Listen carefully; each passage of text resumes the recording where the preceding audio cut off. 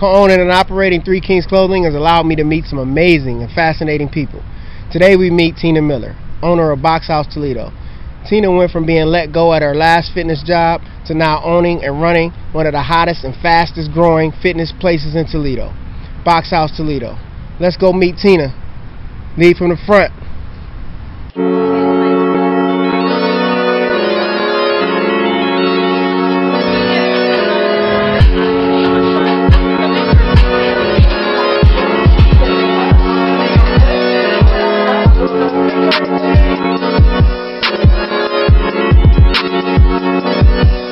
Here we go, Miss Tina Miller. Let's go. Lead from the front.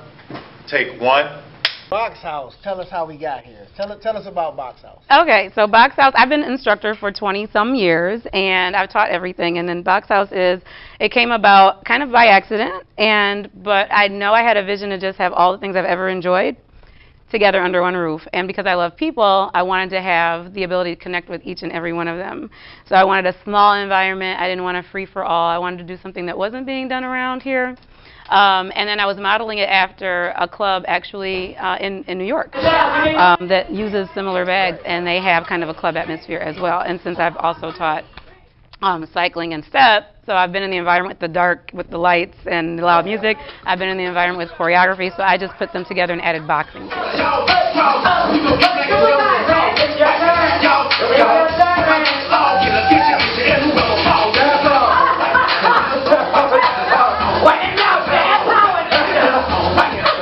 I mean, this is a hit here. You know, people are talking about it. I'm excited, yeah. People are excited about it. So you said you wanted a small environment. I did, yeah. So with that, you got 24 bags, right? I do, yes. So that's how correct. do you get involved in this and have a spot?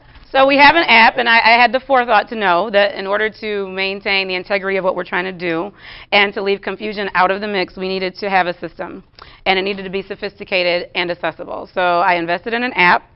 And BoxHouse is, our logo is the signature of the app, and these four letters, BXHS, the phonetic of our name, is where you find the app in Google Play or the App Store. It allows people to book their bag, to pay for everything they want to cancel classes and rebook them if they like. It gives them all the control, so they keep track of everything. It even keeps track of how many times you've been here. Perfect. It has your whole list of classes in the calendar. It's awesome. That's actually really genius. So I've seen a lot of the stuff on social media. It looks excellent. I love the energy, all of that. Yeah. We're lucky. Yeah. Tell us some of the struggles that you've encountered in well, I mean, BoxHouse wasn't ever going to be a thing. It only was because people had begged me to do something. And that's because, unfortunately, I was fired from another teaching job that I had. And I was able to use some of what I wanted to execute there. And that became very popular as a format that I created. And it was just my class. It wasn't any of the other ones that were on the schedule. It was just what I wanted to give to those members. And when I was let go from that place, it kind of, it caused people to become polarized. You know, some people were like, well, we don't know what happened. And other people were like, well, we don't care because we want you know, someplace. Go someplace and do something, please, fast. And I was just going to retire for the 4th time from fitness because I'd already done it 3 times, and it's fine. It's a hobby for me. And then I got inspired by these bags that I saw on Good Morning America. Actually, my husband saw them, and he said, you know, if you don't want to hit the sandbags or do what other people are doing, but you still want to do the boxing thing, I saw these bags, and then this was born. So then I had that. This was the only thing I had, the bag. I had nothing else, no logo, no name, nothing. And I was like, okay, we're going to do something. And I had an inbox full of people every day saying, you know, we miss you, we want you to do something, please. You know, you've changed my life, I want you back. And I felt obligated to start figuring something out. And my friend Jessica, she's also like my pretend assistant, but she's way smarter than that. She's also a friend. So she was the only other person who I told anything to about what I was planning to do because I was so afraid. And she was also one of the students in my previous class, so she was excited also about the prospect of having that opportunity to do that again, especially with me. So she knows every detail, and she kept every secret about it. And the reason I wanted to keep it a secret was because I didn't want anybody to derail me in the process.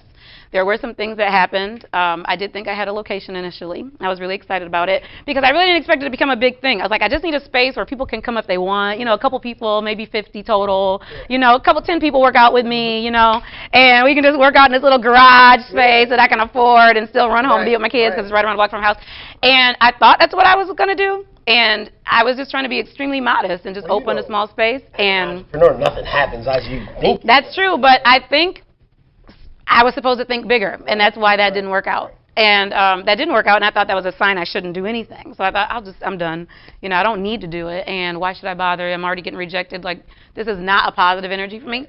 And then this popped up, and this is in the center of our town. It's accessible from east, west, north, south. Absolutely. It's a coveted real estate location. And this location had been empty 17 years. I don't know how. Anyway, when we walked in, it had looked as if, you know, a family of bears had hibernated in here for decades. And I have pictures. There's holes in the ground. There's no toilets. There's, you know, just death and destruction all about. But I saw it. And I saw the bags hanging, and I saw everything that I thought. Definitely put your touch on this. Yes, yeah, I did. And so then it became a thing. So then there was a logo contest that someone locally had, and I didn't even have a full name yet, but I was like, I want to enter this, and I want to win, but he can't tell anybody if I win, so oh my gosh. And somehow I won the darn thing because he liked my story, you know. And he liked my concept. So I won that, got the logo. The logo was done, and then we were off and running. You're off and running. We're off and running. Yeah, so got a place, got a logo. I want the people to understand is that this is lead from the front. There were adversities, there were all kinds of obstacles, and you still made it happen. So that's huge, and that's one of the reasons why I wanted you on episode 1. All right, I like that. Thank you. So you've got like 21 years in fitness instruction. I do, yeah. It's always been a hobby. I've never ever imagined it being a source of income. I never wanted to look at people like dollar signs because sometimes with that pressure, it affects the quality of what you're providing. So I never wanted the pressure of having to make money from helping people. Right.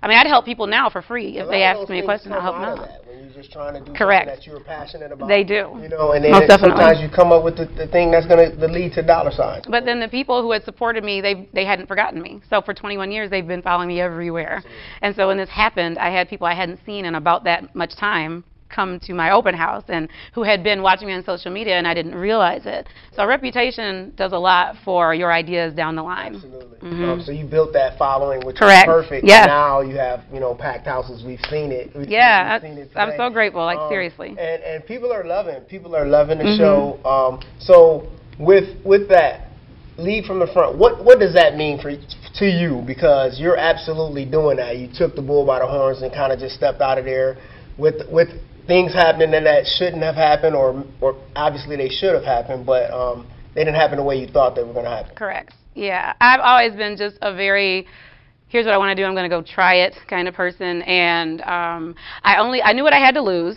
and I decided if I lost that, I'd be okay. Right. So I already had a calculated risk going. I decided if it didn't work, then it wasn't meant to work, but I was going to at least try. I knew exactly what it was going to take. And then after that, I just needed to be creative. And I needed to convey to people what they could expect. And I needed to get their trust in my concept because it had not been done around here. So they were trying to visualize it, and I was trying to help them visualize it. And then there's an app, and that's fancy. And then there's these bags, and those are fancy. And then there's music, and then it's dark. And then it's called BoxHouse, like, are you boxing each other? So I had to do a lot of myth busting and a lot of clarifying. But people are very patient with me, and I'm a communicator, so I made sure that I, you know, timed my social media right, and I kept them involved in the whole process until the very last minute when I unveiled everything. But they had been waiting. They couldn't wait. They're like, okay, we've been waiting 9 weeks for you to. And so that built up so much excitement.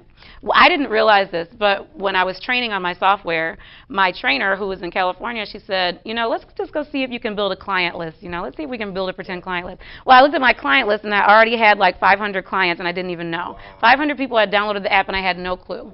They downloaded the app before I even had a building. They downloaded the app as soon as I announced I had one. That's kind of giving you that push to... I couldn't believe it, and she couldn't believe it. She's like, you're like you don't need me anymore. I'm thinking, I do need you. I don't know how this happened. Help. But it really does, it's a testament to just, you know, I would like to say that it's a testament to my ability to reach people and to connect with them, because that's what's most important. And people do business with who they like. If you're consistent, they'll come back to you. They'll recommend you to other people. They'll trust you to help them, even when maybe they don't need you right now, but if they do when they come back, they'll be like, oh, I remember Tina, this and that, the other thing. So I'm always about planting seeds. Absolutely. So that consistency and that push, that drive through, that got you to here. So tell everybody where they can reach you on social media. Okay, so personally, I'm Tina Miller, not Tina hashtag I'm so blessed Miller, just Tina space Miller. And this logo is my profile picture. I'm in Toledo, Ohio, so if anybody wants to narrow it down even further. And on Instagram, we're at BoxHouse Toledo. Let's see, on Facebook, we're just BoxHouse, and you'll see the logo as our profile picture, as our avatar. And that's all I got. Well, and our app is BoxHouse and Google Play or the App Store. Absolutely, BXHS. don't forget the app. That's the big thing. Yeah. So, Lead from the Front, episode 1. I want to do this. I want to definitely get you a Lead from the Front shirt. And it's black and white, my aesthetic. It's black and white, hey. so I want you to have that. Thank you, Mike. But also, I definitely, BoxHouse and Three Kings Clothing have a collab coming up, so you guys be on the lookout for that. But I wanted to get you something, fall's coming. You need something to get to the gym. Nice hoodie set. Finally! Set. So, I'm fancy now. Clothing would like to give Thank you I'm so excited. Well. You know I've been dying to get this stuff, right? Listen, it's been great having you on Lead from the Front. Thank you. First guest, episode 1. Check us out, Lead from the Front.